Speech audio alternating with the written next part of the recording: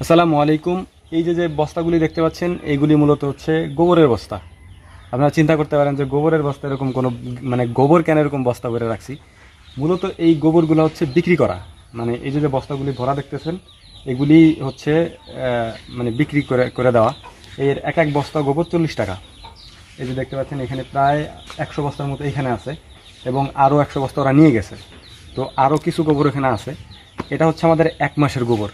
1 মাসের গোবরগুলা আমরা দিয়ে দিচ্ছি, মানে বিক্রি করে দিই। অনেকেই গোবর বিক্রি করে না, ফালাই দেয়, বাট আমাদের এখানে গোবরগুলো বিক্রি করা হয় প্রত্যেক বস্তা 40 টাকা করে। তাতে গোবর থেকে প্রায় আমাদের 8,000 টাকার মতো মানে গোবর বিক্রির টাকা আসে আর কি। প্রায় 200 বস্তার মতো গোবর ওরা নেয় এখান থেকে। সো ফার্মের যে বিষয়গুলি রয়েছে, ফার্মের মানে গরুর ফার্মের সবথেকে গুরুত্বপূর্ণ বিষয় হচ্ছে আপনার প্রত্যেকটা জিনিস কাজে লাগাইতে হবে। আপনি গোবরগুলো যদি ফালাই দিতেন 8-9 হাজার টাকা, এরকম অনেকেই আছে ফালাই দেয়, মানে তাদের করার মতো কিছু থাকে না আর কি। তো আমাদের এখানে সেই সিস্টেম নাই। এই যে গোবরগুলো দেখতে পাচ্ছেন এগুলো সব বিক্রি করা, 40 টাকা করে বস্তা।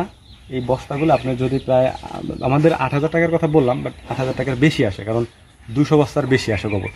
ওইখানে আরও আছে, ওরা 100 বস্তা নিয়ে গেছে, আর 100 বস্তা এখানে ওরা ভরে রাখছে এবং আরও ওইখানে আছে যেটা ওরা ভরতে পারে না, বৃষ্টির কারণে চলে গেছে। তো ওইগুলো ভরে নিয়ে যাবে। তো এই হচ্ছে ব্যাপার, যে ফার্মের ক্ষেত্রে প্রত্যেকটা জিনিস আপনার কাজে লাগাইতে হবে। গরুর গোবর যদি আপনি ফালাই দেন এটা তো নষ্ট হলো, কোনো জায়গায় আপনি মজুত করে রাখতে পারবেন না। এতদিনে যদি আমরা মজুত করতাম তাহলে আমাদের মানে কি বলে এটা পাহাড়ের মতো হয়ে যেত, মানে এত গোবর আমরা কোথায় রাখবো, হ্যাঁ না? এই জন্য হচ্ছে দিয়ে দিই। আর অনেকে প্রশ্ন করতে পারেন যে গোবরগুলি দিয়ে কী করে। মূলত এই গোবরগুলি পুকুরে দেওয়া হয়, মানে বড় বড় যে দিঘিগুলি রয়েছে দিঘিতে দেওয়া হয়। এখন মনে করতে পারেন যে গোবর তো মাছে খায়, জি না, মাছে গোবর খায় না। এগুলি যেহেতু একটু পচা টাইপের গোবর, এই গোবরটা পুকুরে দেওয়া হয় হচ্ছে জু প্লাঙ্কটন ফাইটোপ্লাঙ্কটন উৎপাদনের জন্য, মানে উদ্ভিদ কণা।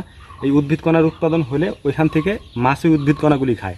সারের কারণে, গোবরের যে সার থাকে সারের কারণে উদ্ভিদ কণা তৈরি হয় এবং উদ্ভিদ কণা থেকে মাছে সেটা খায়, গোবর মাছে খায় না। আশা করি বুঝতে পেরেছেন। দেখা হবে অন্য ভিডিওতে। সে পর্যন্ত ভালো থাকবেন, সুস্থ থাকবেন। আল্লাহ তাআলা আপনাদেরকে ভালো রাখুন, সুস্থ রাখুন। আসসালামু আলাইকুম ওয়া রাহমাতুল্লাহি তাআলা ওয়া বারাকাতুহু।